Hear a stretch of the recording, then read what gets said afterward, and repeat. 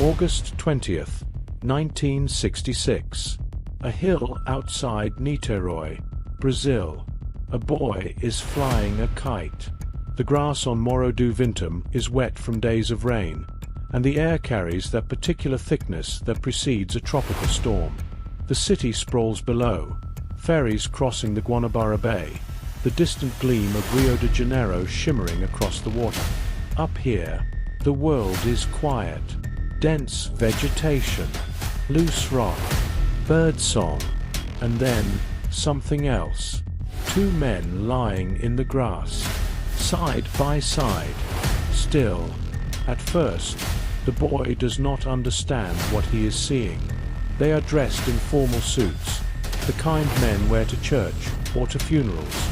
Over the suits, raincoats, positioned with strange neatness, as if they had simply laid down and decided not to get up. Their faces are turned slightly skyward, and over their eyes, sheets of lead, cut and shaped by hand, bent into masks that covered everything from the brow to the cheekbones.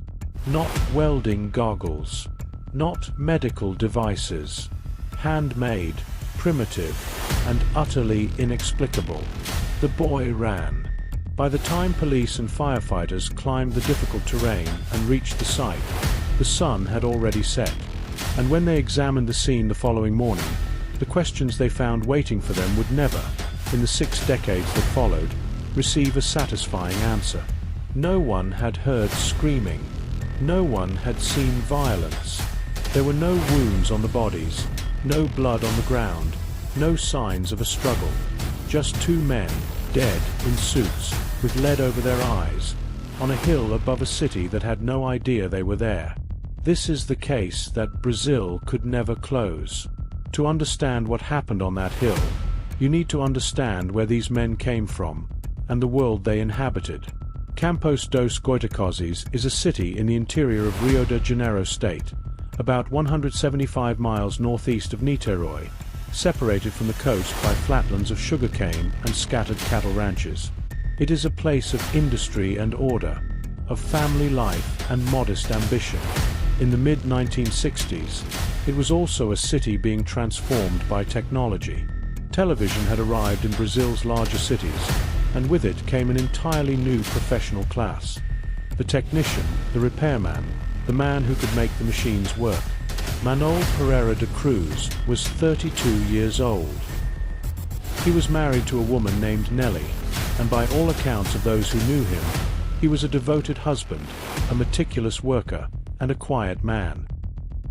He had built his livelihood on precision, the careful repair of televisions and radios, tracing faults through circuits the way a diagnostician traces symptoms. Miguel José Viana was 34, also married, also a technician. Miguel's relationship with electronics went further than professional necessity.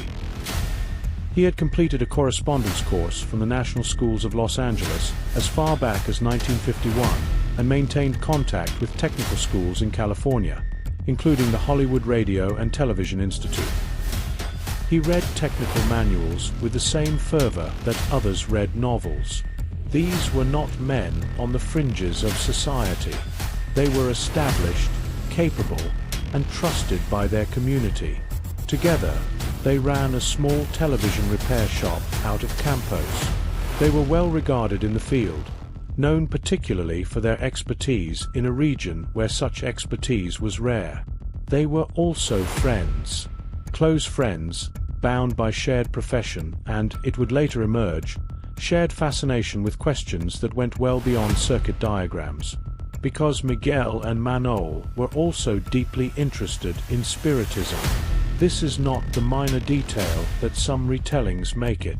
In Brazil in the 1960s, spiritism was not fringe. It was woven into the cultural fabric of the country in ways that outsiders sometimes struggle to appreciate.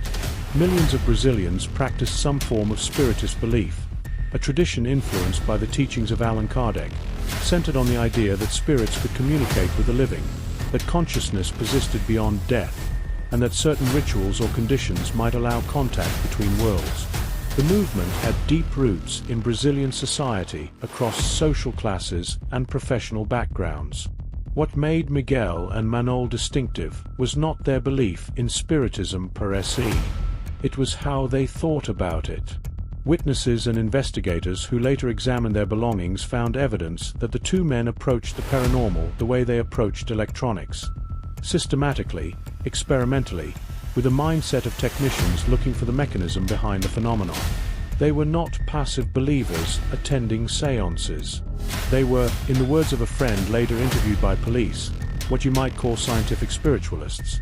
People who believed that contact with other planes of existence was a technical problem that could, in principle, be solved. That belief would draw them, on a Wednesday morning in August 1966, toward a hill they would never leave. The last confirmed week of their lives can be traced through newspaper archives, police records, and the testimony of friends and witnesses who were later interviewed extensively by both investigators and journalists. Something had been building for months. In May of 1966, 3 months before the deaths, Miguel and Manol and a third friend named Elcio Correa Gomez participated in what witnesses described as some kind of experiment at Atafona Beach, a coastal area near Campos. At approximately 9 in the evening, an enormous explosion shook the area, a ball of fire that lit the night sky and was heard from 6 miles away. Nearby houses suffered minor structural damage. A cinema audience fled in panic. The Navy launched an investigation. A local detective, awakened by the blast, went to the beach and found a strange track in the sand, 35 centimeters wide and 25 centimeters deep, as if something very large and very heavy had been dragged. He also reported a powerful smell of sulfur. What had produced that explosion has never been conclusively determined. In June, just weeks later, a homemade device detonated in the garden at Manol's home in Campos. It left scorched earth and twisted metal pipes. His father, Sebastio, was photographed beside the damage for a magazine that would later cover the entire case in extraordinary detail. No one was injured. No formal investigation was opened, but the pattern was becoming visible. These two men were building things, conducting experiments, testing something. Then came August. On the night of August 16th, Manol woke his wife, Nellie, in the middle of the night. He told her that he and Miguel were leaving in the morning for Sao Paulo to buy a used car and some electronic components for the shop. He packed a large amount of money. Reports vary on the precise figure, but most accounts suggest somewhere between 2 and 3 million cruzeiros. He also packed 2 towels. At 9 o'clock the following morning, August 17th, a friend named Eleucio Batista Azevedo drove the two men to the bus station. At the station, they encountered Elcio, their friend from the beach experiment in May.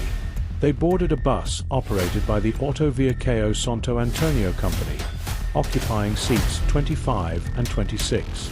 Their stated destination was Sao Paulo. The bus did not go to Sao Paulo, or rather, they did not stay on a bus to Sao Paulo. Their actual destination was Niterói, a city in the opposite direction, a city they had told nobody they were visiting. They arrived in Niterói at approximately 2 in the afternoon, under rain. What followed was a sequence of mundane, documented stops that would later be dissected by investigators searching for something, anything, that might explain what came next. They visited an electronic supply store called Fluscop on Alberto Vita Street, where the owner recognized them from a meeting 4 days earlier in Campos. At that prior meeting, Manol had shown him a magazine advertisement for an AM/FM frequency generator, an expensive, specialized piece of equipment. At the store, they asked for Philips components that were not in stock. The owner found the request strange, noting that experienced technicians like these two should have known such parts were rarely available in Niterói. They left, inviting the shop owner to accompany them to Sao Paulo to continue the search. He declined. At 2:45, They entered a plastics and rubber store called Casa Brasilia on Coronel Gomez Machado Street and purchased 2 raincoats, paying approximately 9,400 cruzeiros each. Police later noted something interesting. Witnesses at the electronics shop described both men as calm and composed. By the time they reached the raincoat store, they appeared agitated, in a hurry. Investigators speculated that something, or someone, might have been encountered in the approximately 20-minute gap between visits. At 3:15, they stopped at a bar called Bar y Merceria, São Jorge on Marques de Parana Avenue. The waitress who served them was Maria de Lourdes Sarelvas. She remembered Miguel in particular as appearing very nervous, glancing frequently at his watch. They ordered a bottle of cold mineral water. Although they were clearly in a hurry, they waited for a receipt, specifically so they could return the empty bottle later and reclaim a small refund of 200 cruzeiros. That small, ordinary act, waiting for a receipt, planning to return a bottle, budgeting a 200 cruzeiro deposit, has haunted everyone who has studied this case since. Men who planned to return a bottle did not plan to die. From the bar, they walked toward Andrade Pinto Street, which ends at the base of Morro do Vintém. A witness later told police that around 5 in the evening, he spotted 2 men sitting high on the hill. That appears to be the last recorded sighting of Miguel José Viana and Manuel Pereira de Cruz alive. At approximately 7 that evening, a woman named Gracinda Barbosa Coutinho was driving through São Boaventura Street near the hill with her 3 children when she noticed lights in the sky above Morro do Vintém. She stopped the car. She later described what she saw as a bright, oval, orange object with what appeared to be a ring of fire around it, emitting blue rays of light in multiple directions, moving up and down above the hill. She watched it for approximately 4 minutes before it disappeared. She went home. She told her husband. She did not report it to police. Not until after the bodies were found. The discovery, as it is known, occurred on the afternoon of August 20th, 3 days after the men had climbed the hill. A young boy flying a kite on the slopes of Morro do Vintém came across the bodies partially concealed by grass. He ran to alert the authorities. Police and firefighters attempted to reach the site but struggled with the steep, uneven terrain. They did not reach the bodies until the following morning, August 21st, 4 days after the men had almost certainly died there. What they found was this: 2 men lying side by side in the grass, their bodies partly covered by vegetation, as if the hill itself had begun to reclaim them. Both wore formal dark suits. Both wore the raincoats purchased 3 days earlier on Coronel Gomez Machado Street. Covering each man's eyes were handmade lead masks, sheets of the metal, cut and curved to sit over the upper face, shaped roughly like the kind of protective eyewear a welder might use, though far more primitive. They were held in place simply by their shape and the weight of the material. There was no blood, no signs of a struggle, no indication that either man had attempted to flee or defend himself. Their bodies were composed, almost arranged, as if death had come while they were waiting patiently for something. Near the bodies, investigators found an empty mineral water bottle, consistent with the one purchased at the bar, a packet containing 2 wet towels, and a small notebook. In that notebook, written in Portuguese in what appeared to be a male hand, were the following words: 1630B at the specified location. 1830 ingest capsules. After the effect protect metals await signal mask. That sentence, fragmented, clinical, referring to capsules and signals and the protection of metals, is the closest thing to an explanation this case has ever produced. And it explains almost nothing. The masks themselves deserve particular attention. Lead, as a material, has historically been associated with radiation shielding. It blocks certain forms of electromagnetic and ionizing radiation. In a medical or industrial context, lead shielding is used to protect the eyes and body from X-rays or other high-energy emissions. Why these two men had cut and shaped lead into masks fitted over their eyes speaks to an expectation. They believed that whatever they were about to experience would produce light, or radiation, or something harmful to unprotected vision. They were prepared for something to happen. They had scheduled it, time-stamped it, and equipped themselves against its effects. What they were not prepared for, apparently, was dying. The investigation that followed was notable less for what it uncovered than for what it failed to determine. And the reasons for that failure have become almost as troubling as the original mystery. The bodies were not immediately autopsied. The coroner's office in Niteroi was understaffed and overwhelmed, and by the time a proper post-mortem examination was conducted, weeks after discovery, the tropical heat and humidity had severely compromised the internal organs. Decomposition had progressed to the point where reliable chemical testing was no longer possible. The organs, according to a journalist who visited the coroner's office and later documented what he was told, were eventually discarded without having been properly analyzed. That decision, whether through negligence, procedural failure, or the simple pressures of an underfunded public institution, eliminated the possibility of ever knowing with certainty what chemical or biological process had ended these men's lives. The narrow forensic window, which might have provided everything, was allowed to close. What the autopsy did confirm was negative evidence. No obvious trauma, no external wounds consistent with assault or homicide. The men had not been beaten or shot. Whether they had been poisoned, whether they had ingested toxic substances voluntarily or involuntarily, whether some environmental agent had affected them, none of these questions could be answered from the physical remains available. One documented finding mentioned trace amounts of a barbiturate-class substance, though the reliability of that result, given the state of the remains, was disputed. Some investigators cited it, others dismissed it. The evidentiary record on this point is genuinely uncertain. What investigators were able to reconstruct was circumstantial but suggestive. At the men's homes in Campos, police found materials consistent with the fabrication of the lead masks, lead sheeting, tools capable of cutting and shaping metal.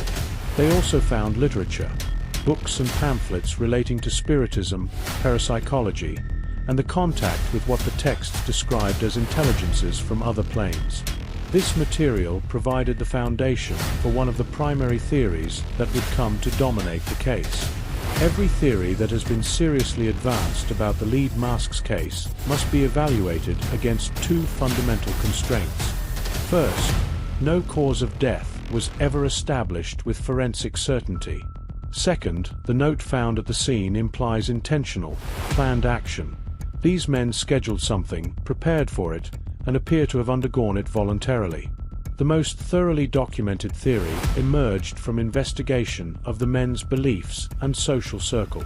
A friend and acquaintance of both men later told investigators that Miguel and Manol were part of a loose network of individuals who considered themselves scientific spiritualists, people who believed that altered states of consciousness, potentially induced by psychoactive substances, could facilitate contact with spirits or with what some in this community described as extraterrestrial intelligences. The lead masks, in this framework, served a protective function. The men believed that contact with these entities would be accompanied by intense, potentially blinding light or radiation, and that shielding their eyes was a necessary precaution. The note's instruction to ingest capsules at a specific time aligns with this interpretation. The men took something, some kind of substance in some form, at 6:30 in the evening as scheduled. The instruction to protect metals and await signal mask suggests a sequence they had rehearsed or been briefed on. The towels, some investigators suggested, may have been intended for kneeling, a posture of reception, of waiting. If the substances they ingested were psychoactive, the possibility of a fatal overdose becomes real, particularly if the compounds were self-prepared or sourced without pharmaceutical quality control. In the 1960s, Brazilian law enforcement had limited capacity to test for many of the compounds that might be relevant to such a scenario. The overlap between the spiritualist experimentation theory and the accidental poisoning theory is substantial. they may in fact be the same theory described from different angles. Supporting this interpretation is the physical evidence found at their homes, the witness account of a friend confirming their involvement in this kind of experimental spiritualism, and the structured, deliberate nature of the scene, suggesting not panic but expectation, not confusion but preparation. The weaknesses of this theory are real as well. No capsules were found near the bodies. No containers were found that might have held substances. If they ingested something, whatever they took left no identifiable physical trace at the scene.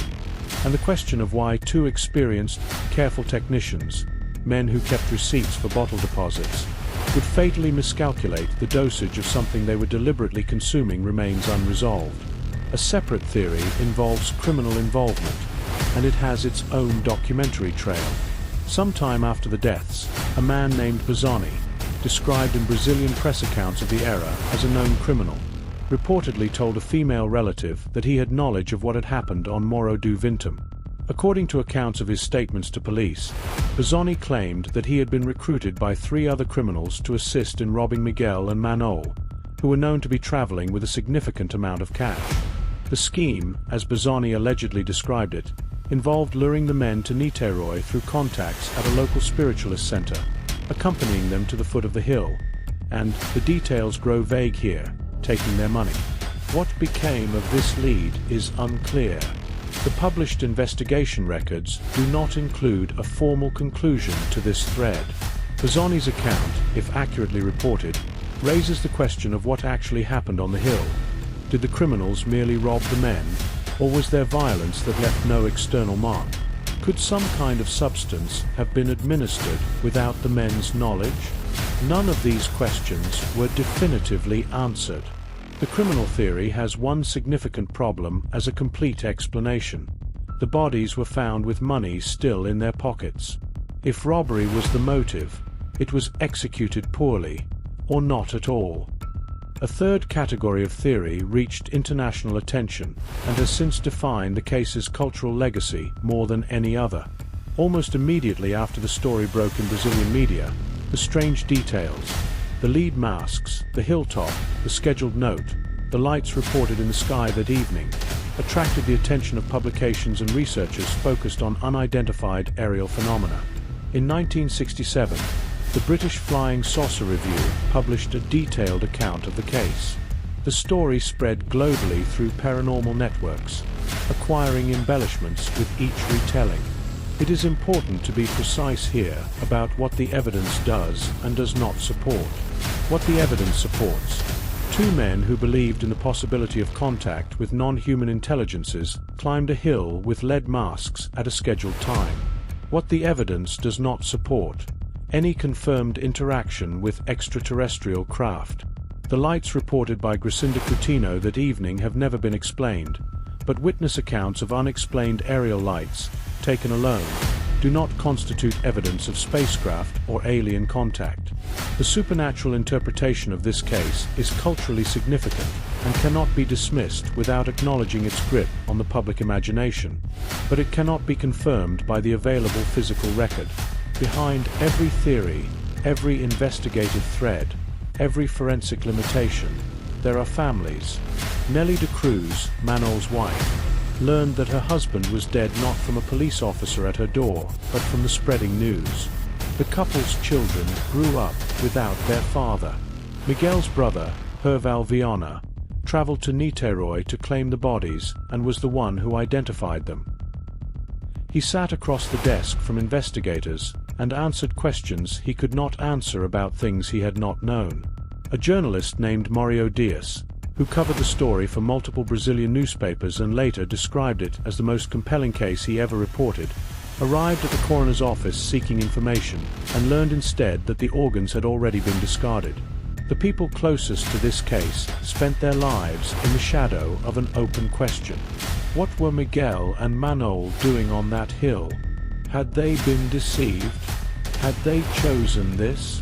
Were they victims of their own beliefs, of a criminal scheme, of something that simply cannot be explained with the tools available to human investigation? Public reaction in Brazil was intense and immediate. The case ran on front pages across the country through August and September of 1966. Magazine spreads featured photographs of the hill, the masks, the surviving family members. Reporters climbed Morro do Vintém. The names Viana and Cruz became synonymous with a particular kind of Brazilian mystery, deeply human, deeply strange, refusing resolution. In the decades that followed, the case was revisited repeatedly. A 1990 television documentary re-examined the evidence. In 2004, the program Linha Direta dedicated an episode to the case, and it was during this investigation that the critical detail emerged, acknowledged on television for the first time, that the men's organs had never been properly tested before being destroyed. The revelation of that failure reopened public grief over an investigation that had already disappointed. What endures about the lead masks case is not the lead masks themselves, though they are arresting in their strangeness. What endures is the precise, specific human detail arranged around the incomprehensible center. The receipt for a bottle deposit, carefully saved. The towels, neatly packed. The seats, 25 and 26. The bar waitress who remembered how often Miguel checked his watch. The boy with the kite who didn't understand what he was seeing. These details refuse to become myth because they are too specific, too ordinary. The extraordinary and the mundane exist side by side in this case, in a way that resists both clinical explanation and supernatural interpretation. Whatever these men believed, they believed it enough to travel across the state in secret, to buy raincoats in the rain they did not put on, to climb a steep hill in formal suits with lead over their eyes. They were waiting for something. They had scheduled it. It did not go as planned. Or perhaps, in ways that cannot be confirmed, it did. The masks were fabricated from the same lead sheeting found in their workshop at home. The same hands that repaired televisions, that traced circuits, that corresponded with technical institutes in California, cut those sheets into shape and bent them to fit the human face. These were acts of precision, acts of preparation. They suggest men who were serious about what they were doing, who had thought it through, who were not afraid. The hill above Niterói still stands. Morro do Vintém still overlooks the city and the bay, still catches the low clouds that blow in from the Atlantic. The spot where the bodies were found has no marker, no plaque, no acknowledgement of what occurred there in August of 1966. The city has simply continued beneath it. Miguel José Viana and Manuel Pereira de Cruz are buried side by side in Campos, at the Coju Cemetery, in graves numbered 77,234 and 77,235. Brothers in death as they were in life. The note they left behind, 16 words in Portuguese, scheduling a rendezvous with something no one has ever identified, has been translated into dozens of languages, reprinted in books about unsolved mysteries on every continent, discussed in university seminars on paranormal belief, and cited in investigations that trail off into the same silence as the original. Ingest capsules. Protect metals. Await signal. Mask. Whatever signal they were waiting for, it has not arrived. Or perhaps, in those final hours on a rainy hill above the Guanabara Bay, it came exactly when they expected it to, and took them somewhere the investigation could not follow. Some questions do not resolve. They deepen. They expand with time, filling the space left by the absence of evidence, by the discarded organs, by the unsettled testimony of a criminal who may have known something, by the lights that a woman and her children watched move above the hill and then fade into the dark. The lead masks case is not a mystery because no one investigated it. It is a mystery because investigation ran into the irreducible limits of what can be known, about other people's beliefs, about substances that leave no trace, about the precise moment when two careful, serious men looked at the sky with lead over their eyes and decided, for reasons they never recorded, that they were ready for whatever came next. They were wrong, or they were right. No one alive can say which. And that uncertainty, not supernatural, not dramatic, but quietly, persistently human, is what keeps the hill on the map, the case in the archives, and the memory of 2 television repairmen from Campos alive in a way that neither of them, nor anyone who loved them, could have anticipated.